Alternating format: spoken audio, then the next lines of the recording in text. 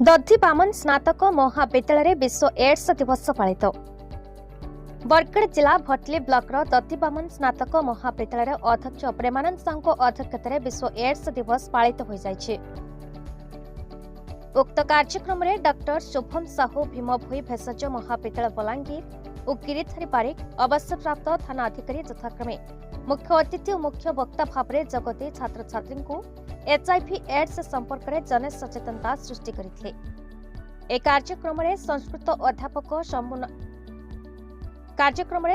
अध्यापक राजीव साहू रेडक्रॉस परामर्शदाता ए दिगरे गभीर आलोकपात करथिले। उच्च माध्यमिक विद्यालय भटली रेडक्रॉस परामर्शदाता अध्यापक शंभुनाथ ठाकुर कार्यक्रम संयोजन करथिला बेले अध्यापक संग्राम साहू धन्यवाद अर्पण करथिले। कार्यक्रम में दधिबामन स्नातक महाविद्यालय और उच्च माध्यमिक विद्यालय भटली शताधिक छात्र छात्री माने अंशग्रहण करथिले।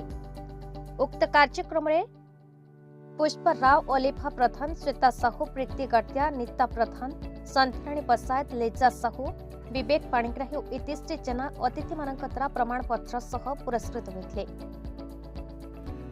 प्रकाश थाउ कि कार्यक्रम में रसानंद साहू, रमाकांत प्रधान, वेदव्यास प्रधान, हरि प्रधान, सरज बरुआ, उमेश बंचूर, कीर्ति चंद्र बाग, पुष्पा नायक प्रमुख सहयोग करथिले।